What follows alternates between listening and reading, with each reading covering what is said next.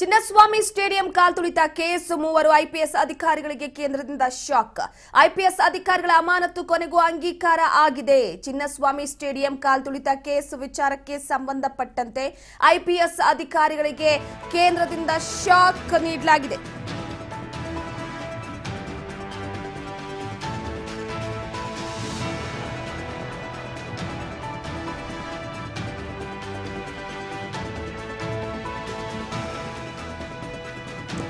IPS ಅಧಿಕಾರಿಗಳ ಅಮಾನತು ಅಂಗೀಕಾರ ಆಗಿದೆ.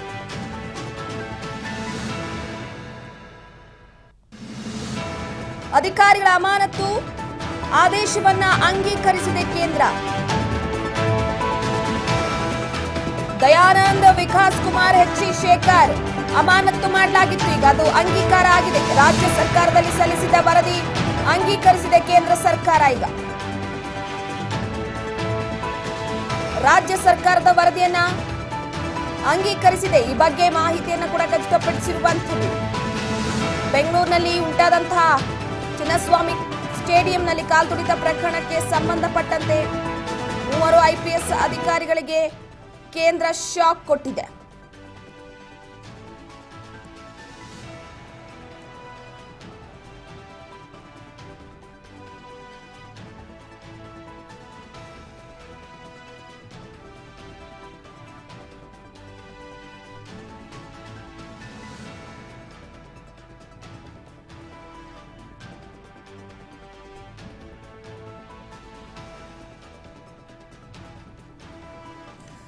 ಪ್ರಮುಖವಾಗಿ ಬೆಂಗಳೂರಿನಲ್ಲಿ ಚಿನ್ನಸ್ವಾಮಿ ಸ್ಟೇಡಿಯಂ ಬಳಿ ಕಾಲ್ತುಳಿತದಲ್ಲಿ 11 ಜನ ಮೃತಪಟ್ಟಿದ್ರು.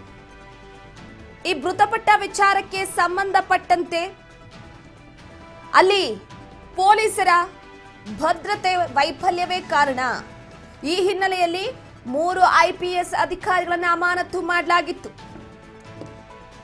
ಈ ವಿಚಾರಕ್ಕೆ ಸಂಬಂಧಪಟ್ಟಂತೆ ಈಗ 3 ಐಪಿಎಸ್ ಅಧಿಕಾರಿಗಳಿಗೆ ಶಾಕ್.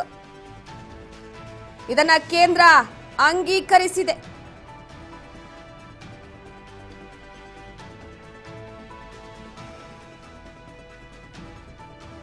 ವಿಜಯೋತ್ಸವದ ಸಂದರ್ಭದಲ್ಲಿ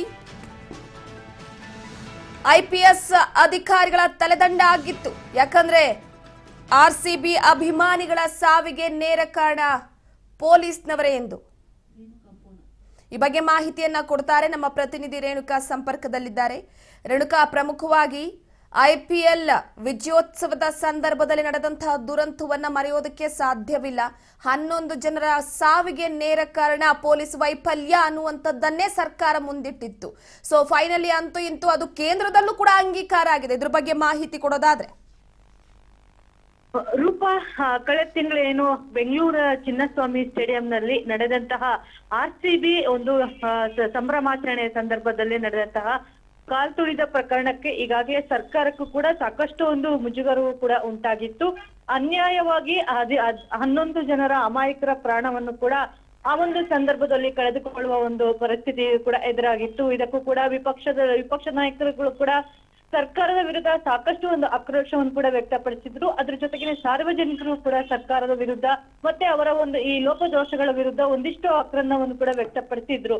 ಇದಕ್ಕೆಲ್ಲವೂ ಮೂಲ ಕಾರಣ ಪೊಲೀಸ್ ಅಧಿಕಾರಿಗಳು ಅಂತಕ್ಕಂಥ ನಿರ್ಣಯ ತೆಗೆದುಕೊಂಡು 3 ಕಮಿಷನರ್ ಪೊಲೀಸ್ ಅಧಿಕಾರಿಗಳನ್ನ ಕೂಡ ಸರ್ಕಾರ ಅವರು ಅಮಾನತ್ ಕೂಡ ಮಾಡಿತ್ತು. ಈ ಒಂದು ಅಮಾನತನ್ನು ಕೇಂದ್ರ ಸರ್ಕಾರಕ್ಕೆ ಶಿಫಾರಸು ಕೂಡ ಮಾಡಿತ್ತು. ಆ ಒಂದು ಶಿಫಾರಸು ಮಾಡಿದಂತಹ ವರದಿಯಲ್ಲೂ ಕೂಡ ಏನು ಬೆಂಗಳೂರಲ್ಲಿ ಘಟನೆ ಸಂಭವಿಸಿತ್ತು, ಈ ಘಟನೆಗೆ ಎಲ್ಲ ಪೊಲೀಸ್ ವೈಫಲ್ಯವೇ ಕಾರಣ ಅಂತಕ್ಕಂತ ವರದಿಯಲ್ಲೂ ಕೂಡ ಉಲ್ಲೇಖ ಮಾಡಲಾಗಿತ್ತು. ವಿಧಾನಸೌಧದಲ್ಲಿ ಒಂದು ಕಾರ್ಯಕ್ರಮವನ್ನು ಕೂಡ ಹಮ್ಮಿಕೊಳ್ಳಲಾಗಿತ್ತು. ಅದ್ರ ಜೊತೆಗೇನೆ ಚಿನ್ನಸ್ವಾಮಿ ಕ್ರೀಡಾಂಗಣದಲ್ಲೂ ಕೂಡ ಒಂದು ಕಾರ್ಯಕ್ರಮವನ್ನು ಕೂಡ ಹಮ್ಮಿಕೊಳ್ಳಲಾಗಿತ್ತು. ಆದ್ರೆ ಪೊಲೀಸ್ ಅಧಿಕಾರಿಗಳು ವಿಧಾನಸೌಧದಲ್ಲಿ ಕಲ್ಪಿಸಿದಂತಹ ಭದ್ರತೆಯನ್ನು ಚಿನ್ನಸ್ವಾಮಿ ಸ್ಟೇಡಿಯಂನಲ್ಲಿ ಯಾವುದೇ ರೀತಿಯಾದಂತಹ ಭದ್ರತೆಯನ್ನು ಕಲ್ಪಿಸಲಿಲ್ಲ. ಎಲ್ಲ ಒಂದ್ ಕಡೆ ಅಧಿಕಾರಿಗಳ ನಿರ್ಲಕ್ಷ್ಯದಿಂದನೇ ಈ ಒಂದು ಘಟನೆ ಸಂಭವಿಸ್ಲಿಕ್ಕೆ ಕಾರಣ ಅಂತಕ್ಕಂತ ಆರೋಪದ ಅಡಿಯಲ್ಲಿ ಕೂಡ ಪೊಲೀಸ್ ಅಧಿಕಾರಿಗಳನ್ನು ಕೂಡ ಸದ್ಯ ರಾಜ್ಯ ಸರ್ಕಾರ ಅಮಾನತನ್ನು ಕೂಡ ಮಾಡಿರುವಂತದ್ದು. ಅದರಲ್ಲೂ ಕೂಡ ಪ್ರಮುಖವಾಗಿ ಎಚ್.ಟಿ. ಶೇಖರ್ ಬಿಸಿಪಿ ಅಧಿಕಾರಿ ಮತ್ತೆ ವಿಕಾಸ್ ಕುಮಾರ್ ಹೆಚ್ಚುವರಿ ಕಮಿಷನರ್ ಮತ್ತೆ ದಯಾನಂದ್ ಕಮಿಷನರ್ ಈ ಮೂವರು ಪ್ರಮುಖ ಅಧಿಕಾರಿಗಳನ್ನು ಕೂಡ ಅಮಾನತು ಮಾಡಿ ಕೇಂದ್ರಕ್ಕೆ ಶಿಫಾರಸು ಮಾಡಿತ್ತು. ಕೂಡಲೇ ಈ ಒಂದು ಅಮಾನತು ಪ್ರಕ್ರಿಯೆಯನ್ನು ನೀವು ಕೂಡ ಅಂಗೀಕರಿಸಬೇಕು ಅಂತಕ್ಕಂಥ ವರದಿಯಲ್ಲೂ ಕೂಡ ಉಲ್ಲೇಖ ಮಾಡಿತ್ತು. ಹಾಗಾಗಿ ಅದರಂತೆ ಇಂದು ಕೂಡ ಕೇಂದ್ರದಲ್ಲಿರ್ತಕ್ಕಂಥ ಗೃಹ ಇಲಾಖೆಯು ಕೂಡ ಈ ಮೂರು ಅಧಿಕಾರಿಗಳ ಒಂದು ಅಮಾನತನ್ನು ಕೂಡ ಸದ್ಯ ಅಂಗೀಕರಿಸಿರುವಂತದ್ದು. ಏನು ರಾಜ್ಯ ಸರ್ಕಾರ ಈ ಒಂದು ಅಧಿಕಾರಿಗಳ ವಿರುದ್ಧ ಅಧಿಕಾರಿಗಳ ವೈಫಲ್ಯದಿಂದನೇ ಈ ರೀತಿಯಾದಂತಹ ಘಟನೆ ಸಂಭವಿಸಿತ್ತು. ಇದರಿಂದ ಸರ್ಕಾರಕ್ಕೂ ಕೂಡ ಸಾಕಷ್ಟು ಮುಜುಗರ ಆಗಿದೆ ಅಂತಕ್ಕಂತ ಉಲ್ಲೇಖವನ್ನು ಕೂಡ ವರದಿಯಲ್ಲಾಗಿತ್ತು. ಅದರಂತೆಯೂ ಕೂಡ ಸದ್ಯ ಇದೀಗ ಅಧಿಕಾರಿಗಳ ಅಮಾನತು ಕೂಡ ಕೇಂದ್ರವು ಕೂಡ ಅಂಗೀಕರಿಸಿರುವಂತದ್ದು.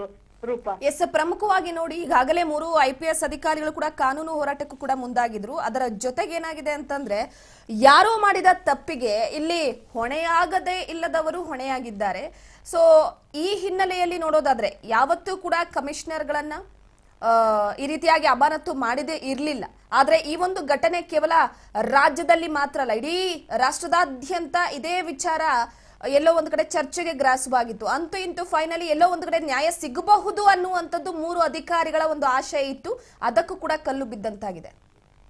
ಖಂಡಿತವಾಗ್ಲೂ ರೂಪ, ಕರ್ನಾಟಕದ ಇತಿಹಾಸದಲ್ಲೇ ಇದೇ ಮೊದಲನೇ ಬಾರಿಗೆ ಒಬ್ಬ ಕಮಿಷನರ್ ಅಧಿಕಾರಿಗಳನ್ನು ಅಮಾನತು ಮಾಡಿರ್ತಕ್ಕಂಥ ಸರ್ಕಾರ ಅದು ಕರ್ನಾಟಕ ಸರ್ಕಾರಕ್ಕೆ ಸಲ್ಲುತ್ತದೆ. ಯಾಕೆಂತಂದ್ರೆ ಈ ಒಂದು ವಿಚಾರದಲ್ಲಿ ಪ್ರಮುಖವಾಗಿ ದಯಾನಂದ್ ಅವರು ಕೂಡ ಕಾರ್ಯಕ್ರಮದ ಬಗ್ಗೆ ಈಗಾಗಲೇ ಸಿಎಂ ಸಿದ್ದರಾಮಯ್ಯ ಮತ್ತೆ ಅವರ ಒಂದು ಮಾಜಿ ರಾಜಕೀಯ ಕಾರ್ಯದರ್ಶಿ ಗೋವಿಂದ್ ಅವರೊಟ್ಟಿಗೂ ಕೂಡ ಚರ್ಚೆ ಮಾಡಿದ್ರು.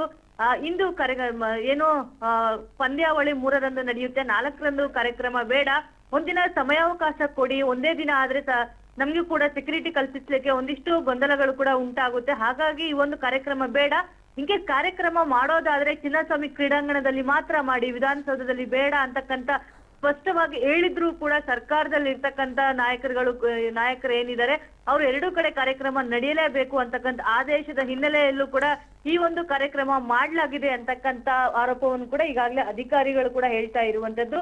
ನಾವು ಕಾರ್ಯಕ್ರಮ ಮಾಡೋದು ಬೇಡ ಅಂತ ಹೇಳಿದ್ರು ಕೂಡ ಸರ್ಕಾರದವರು ಈ ಒಂದು ಕಾರ್ಯಕ್ರಮ ಮಾಡಿ ಇದೀಗ ಈ ಘಟನೆ ಸಂಭವಿಸಿದ್ದಕ್ಕೆ ನಮ್ಮನ್ನೇ ದೂಷಿಸ್ತಿದ್ದಾರೆ, ನಾವು ಮುಂದಿನ ಕಾನೂನು ಹೋರಾಟವನ್ನು ಕೂಡ ಮಾಡ್ತೀವಿ ಅಂತಕ್ಕಂಥ ವಿಚಾರಕ್ಕೆ ಸಂಬಂಧಪಟ್ಟಂತೆ ಕಾನೂನು ಹೋರಾಟಕ್ಕೂ ಕೂಡ ಮುಂದಾಗಿದ್ರು. ಎಲ್ಲ ಒಂದ್ ಕಡೆ ಕೇಂದ್ರದ ಮೇಲೂ ಕೂಡ ಇಲ್ಲಿರ್ತಕ್ಕಂಥ ಅಧಿಕಾರಿಗಳು ಕೂಡ ಭರವಸೆಯನ್ನು ಕೂಡ ಇಟ್ಕೊಂಡಿದ್ರು. ಯಾಕೆಂತಂದ್ರೆ ಈ ಒಂದು ಘಟನೆಯಲ್ಲಿ ಯಾವುದೇ ರೀತಿಯಾದಂತಹ ಪೊಲೀಸ್ ಅಧಿಕಾರಿಗಳ ಕೈವಾಡ ಇಲ್ಲ, ಅವರ ನಿರ್ಲಕ್ಷ್ಯತೆಯೂ ಇಲ್ಲ. ಯಾಕೆಂತಂದ್ರೆ ಹಿಂದಿನ ದಿನವೂ ಕೂಡ ರಾತ್ರಿ ಇಡೀ ಕೆಲಸ ಮಾಡಿದ್ರು, ಮತ್ತೆ ಬೆಳಗ್ಗೆ ಕೆಲಸ ಮಾಡ್ಲಿಕ್ಕೆ ಆಗಲ್ಲ, ಸೆಕ್ಯೂರಿಟಿ ಕಲ್ಪಿಸ್ಲಿಕ್ಕೂ ಕೂಡ ಸಾಧ್ಯ ಆಗಲ್ಲ, ಕಷ್ಟ ಆಗುತ್ತೆ, ಜನಸಂದಣಿ ಜಾಸ್ತಿ ಹೆಚ್ಚಳವಾಗುವ ಸಾಧ್ಯತೆಗಳು ಕೂಡ ಇರುತ್ತೆ. ಹಾಗಾಗಿ ಕಾರ್ಯಕ್ರಮ ಬೇಡ ಅಂತ ಹೇಳಿದ್ರು ಕೂಡ ಬಲವಂತವಾಗಿ ಸರ್ಕಾರ ಮಾಡಿದೆಯೇ ಹೊರತಾಗಿ ನಮ್ಮ ಒಂದು ವೈಫಲ್ಯ ಯಾವುದೇ ರೀತಿಯಾದಂತಹ ಇಲ್ಲ ಅಂತಕ್ಕಂಥ ಒಂದು ವಾದವನ್ನು ಕೂಡ ಪೊಲೀಸ್ ಅಧಿಕಾರಿಗಳು ಕೂಡ ಮಂಡಿಸಿದ್ರು. ಆದ್ರೂ ಕೂಡ ಕೇಂದ್ರದ ಮೇಲೆ ಒಂದಿಷ್ಟು ಭರವಸೆಗಳನ್ನು ಕೂಡ ಇಟ್ಕೊಂಡಿದ್ರು. ಅದ್ರ ಜೊತೆಗೇನೆ ವಿಪಕ್ಷಗಳು ಏನಿದಾವೆ, ಬಿಜೆಪಿ ಇರ್ಬೋದು ಮತ್ತೆ JDS ಇರ್ಬೋದು, ಅವರು ಕೂಡ ಪೊಲೀಸರ ಪರವಾಗಿ ಬ್ಯಾಟ್ ಗಳನ್ನು ಕೂಡ ಬೀಸಿದ್ರು. ಅದ್ರ ಜೊತೆಗೇನೆ ಸಾರ್ವಜನಿಕರು ಕೂಡ ಪೊಲೀಸರ ಒಂದು ಪರವಾಗಿಯೇ ನಿಂತಿದ್ರು.